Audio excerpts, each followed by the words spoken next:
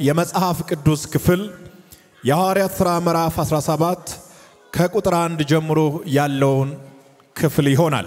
በአንፊጶሊያና በአጶሎንያ ካለፉ በኋላ ወደ ተሰሎንቄ መጡ። በዚያም የአይሁድ ምኩራብ ነበር። ጳውሎስም እንደ ልማዱ ወደ እነርሱ ገባ። 3 ሰንበትም ያህል ከእነርሱ ጋር ከመጽሐፍት እየጠቀሰ ይነጋገር ነበር። ሲተረጉምም ክርስቶስ መከራ እንዲቀበልና ከሙታን እንዲነሳ ይገባው ዘንድ እያስረዳ ይህ እኔ የሚመሰክርላችሁ ኢየሱስ እርሱ ክርስቶስ ነው ይል ነበር። ቁጥር 4 ከነርሱም አንዳንዶቹ ተረድቶ ከሚያመልኩም ከግሪክ ሰዎች ብዙ ከከበሩትም ሴቶች ጥቂት ያይደሉ ከጳውሎስና ከሲላስ ጋር ተባበሩ። አይሁድ ግን ቀንቶ ከሥራ ፈቶች ክፉ ሰዎችን አመጡ። ሕዝብንም ሰብስቦ ከተማውን አወኩ። ወደ ሕዝብም ያወጧቸው ዘንድ ፈልጎ ወደ ኢያሶን ቤት ቀረቡ። ባላገኟቸውም ጊዜ ኢያሶንና ከወንድሞቹ አንዳንዶችን ወደ ከተማው አለቆች ጎትተው ዓለምን ያወኩ እነዚህ ወደ እነዚህ ደግሞ መጥተዋል፣ ኢያሶን ተቀብሏቸዋል። እነዚህም ሁሉ ኢየሱስ የሚሉት ሌላ ንጉሥ አለ እያሉ የቄሳርን ትእዛዝ ይቃወማሉ ብሎ ጮኹ። ሕዝቡና የከተማው አለቆች ይህ ነገር በሰሙ ጊዜ ታወኩ። ከኢያሶንና ከአለቆቹም ዋስ ተቀብለው ለቀቋቸው ይላል። ያነበብኩት የመጽሐፍ ቅዱስ ክፍል የሐዋርያት ሥራ ምዕራፍ 17 ከቁጥር 1 ጀምሮ እስከ 9 ድረስ ያለው ስፍራ ነው። የመልእክት ርዕስ የሚሆነው የሚያስቀና ውጤት ይላል። ንገረው አጠገብ ያለው ይሄ መልእክት ያንተ ስለሆነ ድገምለት። ምን የሚያደርግ አሁን እዚህ ጋር የሚያስቀና ውጤት እያላችሁ እዛ ሰፈር የሚደረማመስ መንፈስ አለ። ደቡብ ጫፍ ላይ የሚወጋ መንፈስ አለ። ሰሜን ጫፍ ላይ የሚወጋ መንፈስ አለ። መሃል ኢትዮጵያ ላይ ወገቡ ይወጋል አልኩኩ። መልእክት ይሄ ነው፣ የሚያስቀና ውጤት 2018 ዓመተ ምህረት በእውነት እላችኋለሁ እንደ እግዚአብሔር ነብይ ነው ማውጀው። እንደ እግዚአብሔር መልእክተኛ ነው ይሄንን መልእክት ማስተላልፈው። የሚያስቀና ውጤት ታስመዘግባለህ። በሚያስቀና ውጤት ትገለጣለህ። አጠገብ ያለውን ሰው ነካ አድርገውና የሚቀጥለው ዘመን በሚያስቀና ውጤት የምትወጣበትና የምትገባበት ዓመት ነው በለው። የሚያስቀና ውጤት ያለው በአገልግሎታችሁ ላይ የሚያስቀና ውጤት፣ በቢዝነሳችሁ ላይ የሚያስቀና ውጤት፣ በቤተሰብ ውስጥ የሚያስቀና ውጤት፣ እግዚአብሔር ከፍ ባለ ውጤት ይባርካቸዋል። የሚያስቀና ውጤት ይዘህ የምትገለጠው እግዚአብሔር አቅጣጫ ስለሚያሳይህ ነው። እግዚአብሔር አቅጣጫ የሚያሳየው ሰው በየቀኑ በሚያስቀና ውጤት ይንቀሳቀሳል። እግዚአብሔር አቅጣጫ ሲያሳይህ ፍቃድ ይዘህ አይደለም የምትገባው። ጠላት ቀይ ምልክት እያበራ ሰብሬ ትገባለህ። አይቻልም እየተባልክ ሰብሬ ነው የምትገባው። ቃሉን ይሻለው ይቻላል ብለህ ትገባለህ። ድምጹን ሰምቻለሁ ይቻላል እየከለከሉ ገብተህ የሚያስቀና ውጤት ታስመዘግባለህ። እየከለከሉ ገብተህ በሚያስቀና ውጤት ትወጣለህ። እየከለከሉ ገብተህ በሚያስቀና አኖይንቲንግ ታገለግላለህ። ጳውሎስና ሲላስ ከፊልጵስዩስ ከተማ እስከ ተሰሎንቄ ከተማ 160 ኪሎ ሜትር ተጉዞ መጡ። ለመግባት አልጠየቁም። ለመግባት ካልጠየቁ ደግሞ ለመውጣት መጠየቅ አያስፈልግም። ሳልጠይቅ ከገባው ሳልጠይቅ ወጣለሁ። ሳላስፈቅድ ከገባው ሳላስፈቅድ ወጣለሁ ነው። ስገባ ካልጠየቅኩ ሲወጣ እንዲጠይቅ ለምን ትጠይቀኛለህ? ሰብሬ ከገባው ሰብሬ ወጣለሁ። ተመችቷል? ሰብሬ ግባ። ስትወጣም እንዳትጠይቅ ሰብሬ ውጣ። ጊዜ ደርሷል። እኔ መንፈሴ ላይ ይሰማኛል። የሆነ ቦታ ሰብሬ ገባለሁ። የተኛውም ራዳር ሊቋቋመኝ አይችልም። እኔ ውስጥ ያለውን የጌታን አጀንዳ፣ እኔ ውስጥ ያለውን የቅባቱን ጉልበት፣ እኔ ውስጥ የሚሰራውን የቅባቱን ኃይል የሚከለክል ኃይል የለም። እንደ ልማዱም ወደ ምኩራብ ገብቶ ያስተምራቸው ጀመረ። ጳውሎስ አንድ ልማድ አለው፣ የማስተማር ልማድ፣ የማስረዳት ልማድ። ከብሉይ ኪዳን ከአይሁድ መጽሐፍት እያመጣ ከሌሎች መጽሐፍት ጋር እያወዳደረ የማስረዳት ልማድ ነበረው። የመጽሐፍ ቅዱስ ጥቅስ እያመጣ የማስረዳት ልማድ የነበረው ጳውሎስ እንደ ልማዱ ወደ ምኩራብ ገብቶ ማስተማር ጀመረ። ወደ ምኩራብ ገብቶ ማስረዳት ጀመረ። አንድ ሰው በዚህ ዓመት የጠላትን ከተማ ሰብሮ ሲገባ ይቻላል። እስኪ አንድ ሰው ሰብሬ እገባለሁ ይበል። 2018 ዓመተ ምህረት የሚያስቀና ውጤት የማስመዘግበው በራሴ ሜዳ ሳይሆን በጠላቶቼ ሜዳ ላይ ነው። በእነሱ ሜዳ ላይ መጥቼ ጎሉን አስቆጥራለሁ። ጠላት በዚህ ዓመት በራሱ ሜዳ ይሸነፋል ነው ያልኩት። አትመስክር የሚል፣ አትስበክ የሚል፣ በቃ ከዚህ በላይ አትሂድ የሚል፣ እኛ ከተማ ውስጥ አይቻልም ጌታን መመስከር የሚል በራሱ ሜዳ ላይ ጭንድል አንተ አይደለም ውጤቱ ነው የሚያደርገው። እኛ መንፈሳዊ ስራ የምንለካው በውጤት ነው። አንዳንዱ 40 ዓመት ቆይቻለሁ ይላል። በዚህ ልታስፈራራኝ አትችልም። ከፈለክ 140 ዓመት ቆይ። ምንድነው የሰራው? ውጤቱ የታለ? ነገሩ የሚለካው በውጤት ነው እኮ ነው ያልኩ። አይ በእድሜ ነው ካላችሁ መከራከሪያ ነጥብ አምጡና ተከራከሩ።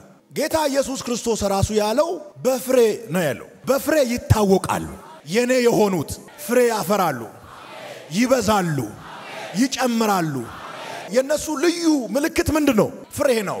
የጌታ የሆኑት ልዩ ምልክታቸው ፍሬ ማፍራት ነው። ፍሬ የሚያፈሩትን ደግሞ አብስቶ እንዲያፈሩ አባቴ ያደርጋል ነው የሚለው። እንዲጨምሩ ያደርጋል። 2018 በኢትዮጵያ ምድር መብረቅ የሆኑ ሰዎች ይነሳል። የጠላትን ከተማ የሚያፈራርሱ፣ በቅባት ጉልበት የጨለመውን ዓለም የሚያነቃንቁ፣ በቅባት ጉልበት የጨለመውን ዓለም የሚያነቃንቁ መብረቅ የሆኑ ሴቶች ይነሳሉ። መብረቅ የሆኑ ወንዶች ይነሳሉ። መብረቅ የሆኑ ልጆች ይነሳሉ። እስኪ አንድ ሰው ጮሆ አሜን ይበል። yes በተጽዕኖ ሳይበገሩ ክርስቶስን መሰከሩ። ንጉሥ ቄሳር እንደሆነ፣ አምላክ ቄሳር እንደሆነ፣ ጌታ ቄሳር እንደሆነ በሚያምኑት መካከል፣ የበላይ ቄሳር እንደሆነ በሚያምኑት ሰዎች መካከል ገብቶ ሌላ ንጉሥ እንዳለ ማወጅ ምን ያህል ሪስክ እንደሆነ ያስቡት። እነዚህ ሰዎች ሞትም ቢሆን ለመጋፈጥ ወስኖ እንደመጡ ክፍሉ ያሳያል። ያለ ፍቃድ ነው የገቡት። ሰብሮ ነው የገቡት። የማይቻለውን ነገር እንዲቻል ለማድረግ ነው የገቡት። ንጉሥ አለ አሉ። እናንተ የምታውቁት ንጉሥ ቄሳር ነው አይደል? አዎ። እኛ ደግሞ የምናውቀው ሌላ ንጉሥ አለ። እሱ የነገስታት ንጉሥ ይባላል። የጌቶች ጌታ ይባላል። የኃያላን ሁሉ ኃያል ይባላል። ስሙ ማን ነው እናንተ ጋር? ንገሩኝ። እሱ የቄሳርም ንጉሥ ነው። የእናንተ ንጉሥ ቄሳር ነው አይደል? እሱ የቄሳርም ንጉሥ ነው። የነገስታት የጌቶች የኃያላን ሁሉ ኃያል ነው ኢየሱስ። እናውጃለን። ጆሮ ያለው ይስማ። የአይሁድ መሪዎች ሃይማኖተኞች በእውነት መንገድ መቋቋም ስላልቻሉ፣ አቅሙ ስላልነበራቸው የነ ጳውሎስን አካሄድ ፖለቲሳይዝ ለማድረግ ከመንግስት ጋር ለማገናኘት ቴክኒካሊ መሄድ ጀመሩ። ምንድነው ያሉት? ሌላ ንጉሥ አለ የሚሉ ሰዎች ወደ ከተማችን ገብተዋል። እንደ ሃይማኖተኛ ፖለቲከኛ የለም። ጥምም ካለ ምንድነው መኮርኛ ጥምዝምዝ አለ አይደል? እንደዛ ነው። ጥምዝምዝ መኮርኛ አለ አይደል? ሃይማኖተኛ ከጠመመ እንደዛ ነው። አታስተካክሎም እንዲህ ስለሚል መኮርኛ በለው መብላት ነው። እሱን አብስሎ መብላት እንጂ ለማስተካከር ማሰብ አይቻልም። ጥምዝምዝ ያለውን መኮርኛ ለማስተካከል አትሞክር፣ ጊዜን ታጠፋለህ። አውቆ ነው እንደዚህ ያለው። እነ ጳውሎስ የሚሰብኩት ንጹህ ወንጌል ነው። ክርስቶስን ነው የሚሰብኩት። አዳኝ ሌላ እንደሌለ፣ የሞተ የተነሳ ያረገ የሚመጣው አንዱ ጌታ እንደሆነ ነው የሚሰብኩት። ሃይማኖተኞች ግን ሄዶ በፖለቲካ መዋቅር ውስጥ ለሚኖሩ ጉዱን ሰምታችኋል። ሌላ ንጉስ አለ እያሉ ነው ጆሮ ጭው የሚያሰኝ ነገር በእኛ ከተማ ውስጥ እየተካሄደ ነው ይሄን ሰምታችሁ ከተኛችሁ መውደቃችሁ ነው የሚል የፖለቲካ ስራ ነው የሰሩት ሰውን የማነሳሳት በክፋት የማነሳሳት በተንኮል የማነሳሳት ስራ ነው የሰሩት ችግሩ ግን ጳውሎስ አይሰማም ችግሩ ጳውሎስ አይሰማም ንገሩ አጠገብ ያለው ሰው ችግሩ ግን ጳውሎስ አይሰማም ግሪካዊ የሆነውን ሰው አይሁዳዊ አርጎ መቀየር ከግሪካዊነት ወደ አይሁዳዊነት መቀየር በጣም ትልቅ ፖቴንሻል ይጠይቃል ግሪካውያንን አስተምሮ አምሯቸውን ለውጦ አይሁዳዊ ማድረግ የጌታ ተከታይ ማድረግ በጣም ትልቅ ፖቴንሻል ይጠይቃል ስፒሪቹዋል ፖቴንሻል የቅባት ጉልበት የጥሪ ጉልበት የመረዳት ጉልበት ይጠይቃል በ3 ሳምንታት ውስጥ ብቻ ብዙ ግሪካውያንን ወደ ጌታ አመጡ ከከበሩ ሴቶች ጥቂት ያይደሉ ከነ ጳውሎስ ጋር ተባበሩ ማለት ምን ማለት ነው ጌታን ተቀብሎ እነ ጳውሎስ የሚሰሩትን ስራ እነ ጳውሎስ የሚመሰክሩትን ምስክርነት ከነሱ ጋር የሚመሰክሩ ሆኑ በ3 ሳምንታት ውስጥ እነ ጳውሎስ ያመጡት ውጤት በግሪክ ከተማ ውስጥ የሚኖሩ ሃይማኖተኞችን ረበሻቸው አንተ አይደለም በዚህ አመት ጠላትን ምትረብሸው ያንተ ውጤት ነው በመድር ላይ መታሳያው ውጤት ጠላቶችን መረበሽ ይጀምራል አሜን አሜን የሐዋርያት ሥራ ምዕራፍ 17ን ማንበብ ትችላላችሁ ከከበሩም ሴቶች ይላል ዝም ብሎ ተራ ሰዎች አይደሉም እጅግ በጣም ከፍ ያሉ ሰዎች ዝነኞች ተጽኖ ፈጣሪ ሰዎች ከግሪካውያን መካከል በጳውሎስ ትምህርት ተለውጦ ቦታቸውን ሲቀይሩ አዩ በ3 ሳምንት ውስጥ እነ ጳውሎስ ያመጡት ውጤት ከተማውን ድብልቅልቋን አወጣ መቋቋም አልቻሉም ሰይጣን ሁሉ ጊዜ አርፍዶ ነው የሚጮኸው ውጤቱን መቀልበስ አይችልም ታዋቂ ሰዎች ተጽኖ ፈጣሪ ሰዎች ከግሪካውያን መካከል እየወጡ ወደ እግዚአብሔር መንግስት ተቀላቀሉ የጳውሎስ የመጀመሪያው አካሄድ ይነጋገር ነበር ፈቃድ እስከሚሰጡ ድረስ አንጠብቅም አንኳክተን ነው የምናናገረው እዚህ ቤት ሰምታል ወይ ኢየሱስ ያድናል ይነጋገር ነበር በጣም ለመነጋገር የማይፈልጉ ሰዎች አሉ አላነሳም አታንሳብኝ የሚሉ በዚህ መልኩ አይቻልም አንስተ አውራ እኔ ማወራለሁ እንነጋገር ስለሞቱ ስለትንሳኤው መነጋገር አለብን እምነት ከመስማት መስማትም በእግዚአብሔር ቃል ነው ባጭር ጊዜ ውስጥ እንደዚህ አይነት ውጤት ማምጣት የቻለበት ዋናው ምክንያት የመጀመሪያው ይነጋገር ነበር ሁለተኛው ደግሞ መጽሐፍትን ያብራራ ነበር የሚያብራራው የተረት መጽሐፍ ሳይሆን መጽሐፍ ቅዱስ የተባለውን የእግዚአብሔርን ቃል ያብራራ ነበር ሰው ይሄንን መጽሐፍ ካላብራራና የምብራራለትን ካልሰማ መዳን አይችልም ሰውን ለመለወጥ መጽሐፍ ቅዱስን ማብራራት ማስረዳት ያስፈልጋል ሶስተኛው ምክንያት ኢየሱስ በትክክል መሲህ እንደሆነ ያረጋግጥ ነበር አንድም ቦታ ኮንፈርማይዝ አላደረገም የሚናደዱ ሰዎችን ሲያገኝ ቀንሶ አይናገርም የሚበሳጩ ሰዎችንም ሲያገኝ ቀንሶ አያወራም ያዙኝ ልቀቁኝ የሚሉ ሰዎችንም ሲያይ ኮንፈርማይዝ አያደርግም የሚስቁ ሰዎችን ሲያገኝ ብቻ አይደለም ኢየሱስ መሲህ እንደሆነ ይናገር የነበረው ለሚቆጡ ሰዎችም ጭምር ኢየሱስ መሲህ እንደሆነ ያረጋግጥ ነበር ኢየሱስ አዳኝ እንደሆነ በማስረጃ ይናገር ነበር that's why እንደዚህ አይነት ውጤት ማምጣት የቻለበት ምክንያት በዚህ ምክንያት ነው ባጭር ጊዜ ውስጥ ወይም ደግሞ በ3 ሳምንታት ውስጥ እንደዚህ አይነት ውጤት ጳውሎስ ማምጣት የቻለበት አራተኛው ምክንያት የናዝሬቱ ኢየሱስ መሲህ እንደሆነ ማስረጃ በማቅረብ እያስረዳ ይከራከር ነበር ከሱ በቀር ሌላ የተላከ መሲህ እንደሌለ መሲህ አንድ እንደሆነ እሱም ኢየሱስ ክርስቶስ እንደሆነ በማስረጃ ይናገር ነበር ስለ ማርያም ስትናገር ማስረጃ ያስፈልጋል ስለ ቅዱሳን ስታወራ ማስረጃ ያስፈልጋል ስለ ማንንም ስታወራ ማስረጃ ያስፈልጋል እኛ ስለ ኢየሱስ ስናወራ ብዙ ማስረጃዎች አሉን ኢየሱስ ከሞት ተነስቷል ብለን ስንናገር ከበቂ በላይ ማስረጃ ስላለን ነው። ዝም ብሎ ባዶ ጉድጓድ ስላየን አይደለም። ኢየሱስ ከሞት ተነስቷል ብለን ስናወራ ከበቂ በላይ ማስረጃ ስላለን በር ዘግቶ ለተቀመጡ ሰዎች በተዘጋ ቤት ውስጥ ገብቶ ሰላም ለእናንተ ይሁን ያለው ኢየሱስ ከሞት የተነሳው ኢየሱስ ነው። ከ500 ለሚበልጡ ሰዎች በመካከላቸው ተገኝቶ ራሱን ያሳየው ከሞት የተነሳው ኢየሱስ ነው። ለኤማውስ መንገደኞች ከነሱ ጋር ያወራ አንድ ቤት ላይ ደርሶ ራት ለመብላት የተቀመጠው ከሞት የተነሳው ኢየሱስ ነው። ለዮሐንስ ሞቼ ነበር አሁን ግን ሕያው ነኝ ያለው ከሞት የተነሳው ኢየሱስ ነው። ሌላው የታለ ታዲያ? ከሞት ተነስቶ ሞቼ ነበር ያለ ሌላ አለ? የለም። ኖ ዋን ከመላእክቶች ውስጥ የለም። አንድ ብቻ ነው የተገኘው።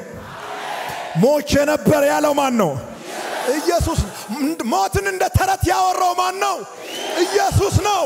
ስለዚህ ዓለም ሁሉ ይስማ፣ ኢየሱስ ጌታ ነው። እስኪ አንድ ሰው ጮሆ አሜን ይበል።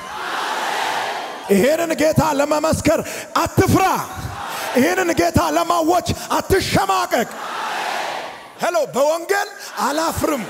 በወንጌል አላፍርም ማለት ኢየሱስ ያድናል ለማለት ሸማ አይዘኝም። ጉባኤ ውስጥ ብድግ ብዬ ኢየሱስ ያድናል ለማለት ሸማ አይዘኝም። ታክሲ ውስጥ ኢየሱስ ያድናል ለማለት ሸማ አይዘኝም። በስብሰባ ቦታ ቆሜ ጉባኤ መሃል እንደብድ ኢየሱስ ያድናል ለማለት ሸም አይዘኝም። በወንጌል አላፍርም ማለት ኢየሱስ ያድናል ለማለት ሸም አይዘኝም ማለት ነው። ስለ ኢየሱስ ለማውራት ሸም አትያዙ። ስለ ኢየሱስ ለመመስከር ሸም አትያዙ። አይ ናው እቺ ዓለም ኢየሱስን አትወድም። እቺ ዓለም የኢየሱስ የሆኑትን ትገፋቸዋለች። እቺ ዓለም የኢየሱስ የሆኑትን ለማዋረድና በከተማ በህዝቦች ፊት በመረት ለመጎተት ትፈልጋለች። ነገር ግን ነግራቸዋለሁ በሌላ በኩል ደግሞ ስለናንተ የሚዋጋ አምላክ አለ። ሐዋርያት ሥራ 17:5 ማይክ ስትይዙ አሽሙር አትናገሩ ይሉናል። አትቅና ስንል አሁን አሽሙር አይመስልም? የሆነ ሰውን ለመንካት ፈልገ እንደማወራ ነው አይደለም የሚመስለው? ግን ይሄ ምን ይላል እስኪ ንገሩኝ። ቀናተኛ ሲሆኑ ደግሞ ሰዎች ምን እንደሚሆኑ እዩት። ከስራ ፈቶች ይላል። አያችሁ የምቀኞች ኮኔክሽን የሚሰራው ከስራ ፈቶች ጋር ነው። አይሁድ ግን ቀንቶ በነ ጳውሎስ ላይ ነው የቀኑት። ለምን? የተከበሩ ሰዎችን ታዋቂ ሰዎችን ከነሱ ቸርች ከዛ ከስርዓታቸው ውስጥ እየጎተቱ ወደ ኢየሱስ ስርዓት ያስገባሉ። ከነሱ ሲስተም ያወጡ ወደ ኢየሱስ ሲስተም ያስገባሉ። ውጤቱ አስቀናቸው፣ ተበሳጩ። ኢያሶን የተባለ አንድ ሰው አለ። ምናልባት ይሄ ሰው ለጳውሎስ ዘመድ ሊሆን ይችላል ተብሎ ይገመታል። በ3 ሳምንታት ውስጥ ነው ኢያሶን ጌታን ያገኘው። ቤቱ ውስጥ እነ ጳውሎስን ያሳረፈው ኢያሶን ነው። ሌሊት ሲመጡ እነ ጳውሎስ ወጥተዋል፣ ኢንፎርሜሽኑ ስላላቸው። በነገራችን የተቀቡ ሰዎች ጌታን የሚሰሙ ሰዎች የኢንፎርሜሽን መረባቸው ከተኛውም ከኢንፎርሜሽን መረብ በላይ ሴንሲቲቭ ነው። አንተ ገና ፓስወርድ ሞልተ ምናምን ትገባለህ አይደለ? እነሱ ፓስወርድ የላቸው ቀጥታ ይገባሉ። በቃ ካዩ ይወጣሉ። የተሰሎንቄ ከተማ ነዋሪዎች ሁሉ ያዩ መሬት ላይ ነው ምን ጎትታቸው ክብራቸውን እነካለን እና ዋረዳቸዋለን ብሎ ሲመጡ እነሱ ከነሙሉ ክብራቸው ወጡ። በመትኖሩበት አካባቢ በሰራችሁት ስራና ባመጣችሁት ውጤት የሚናደዱ ብዙ ሰዎች አሉ። አይናገሩም። ጎረቤት ስለሆንክ ደናደርክ ይላሉ። ደናደርክ እግዚአብሔር ይመስገን። ለምን እንደሚናደዱ አይገባኝ። እግዚአብሔር ይመስገን። ሰኞ የምትሰማው ድምጽ ማክሰኞ ይቀየራል። እግዚአብሔር ይመስገን። ከዛ ሮብ ሌላ ከለር ይዞ ይመጣል። ጌታ የተመሰገነ ይሁን። ሰላምታ ነው፣ ቁጣ ነው፣ ዱላ ነው አይታወቅም። እንደዚህ የሚናደዱ ሰዎች አሉ። እንደዚህ አይነት ሰዎች እንደዚህ የሚሆኑበት ዋናው ምክንያት የሱን አየር ያስከው አንተ ስለምትመስል እንደዚህ ያስባል። እሱ ነው የኔን አየር የያዘው። የኔ መኖር ያንተን አየር የሚይዝ ከሆነ ገና እኖራለሁ፣ አየርን ገና በደንብ አድርጌ ይዛለሁ። የትራፊክ ደንብ ልብስ አለበሱም እንጂ እጃቸው ላይ ቱቱቱ እንዳያረጉ ፍሽካ የላቸውም እንጂ መኪናን አስቁሞ ውረድ ብሎ ይዞ መሄድ የሚፈልጉ አሉ።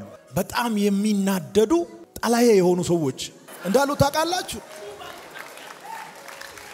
አንተ ያመጣው ውጤት ላንተ አይገባም እንጂ ባንተ ሰፈር የሚኖሩትን እየረበሻቸው ነው።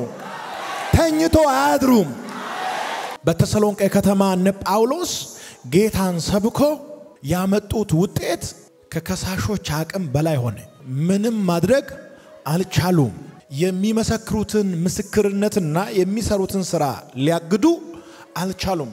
በዚህ ብንመጣ እናስቆማቸዋለን፣ በዛ ብንሞክር እንጥላቸዋለን ብሎ የሰሩት ሂሳብ በሙሉ ዜሮ ሆነ። እነ ጳውሎስን የተቃወሙት በሐዋርያት ሥራ ምዕራፍ 17 ላይ የተጻፉት የአይሁድ መሪዎች ለጌታ ቀንቶ ሳይሆን ልዩ ፍቅር ገብቷቸው ሳይሆን በስልጣናቸው ላይ ለመቆየትና ከሕዝብ ዘንድ ያገኙት የነበረው ምቾት እንዳይበላሽባቸው ነው።